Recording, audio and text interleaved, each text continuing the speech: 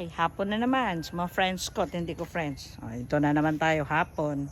So usually ang ginagawa ko pag hapon, katulad na ako na sa mga upload ko ng mga video, sa mga halaman talaga ako. Morning, after sa routine natin sa kusina, halaman.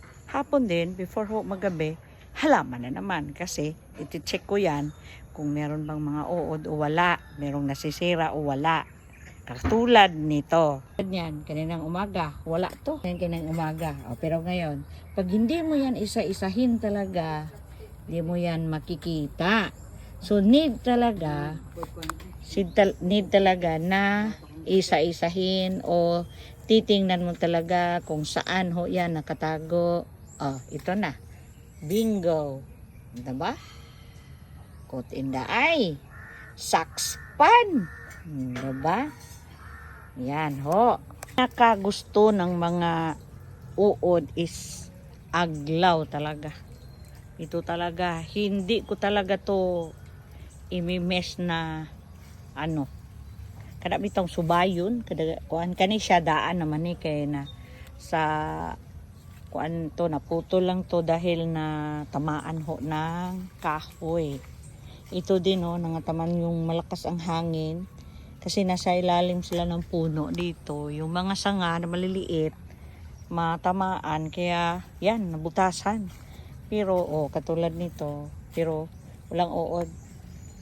Isa-isahin ko talaga yan. Kung may uod ba o wala. Kasi, hindi lahat ng may mga butas, uod yan. Tulad nito. Bago ko tong ripat. Kasi, tinatransfer ko sa medyo malaki. Maganda pa rin. Hindi ko mamahalin yung mga aglaw ko, pero I love my aglaws talaga.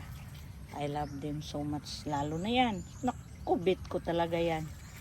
Bit ko talaga. Kaya isa-isahin natin. Ito hindi na tamaan pa rin to ng sanga ng kahoy dahil sa hangin. Ito din.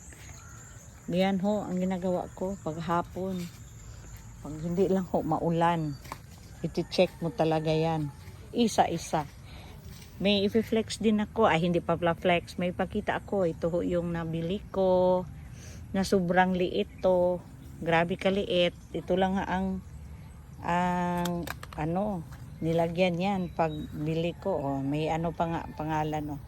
Hindi ko alam kung anong tanim na nakalagay dito kasi yung tinamnan nito pagdating nataniman ko na ng iba, ako nang gitamnan. Ang pangalan nito di ko talaga kinuha. Mi paluwang, I don't know. Ito buhay na siya, malaki na siya kasi ganito lang yan kaliit din. Ito maliit na maliit plus may 3 dahon. Diba ngayon ay maglilimang dahon na siya. Diba? Masaya na rin tayo. Hindi gusto ng iba, ako gusto ko to, yung prayer plant na to. Na sila, mura pito ka nang mulaylay lang dahon, kay hapon naman.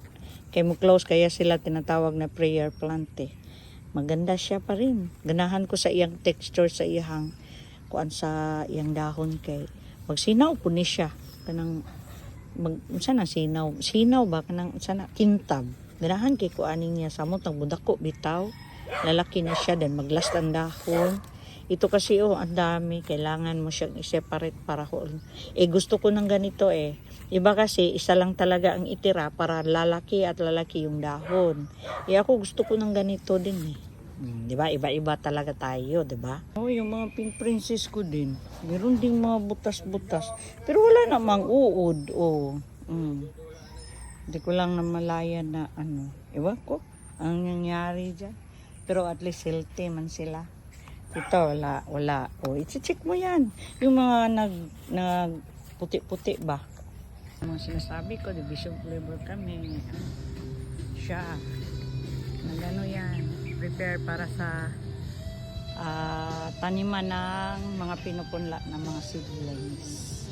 Ako, nakisuyo ako na kuha na naman yung mga sinunog naming rice hull dyan para i-mix ko sa mga soil ko.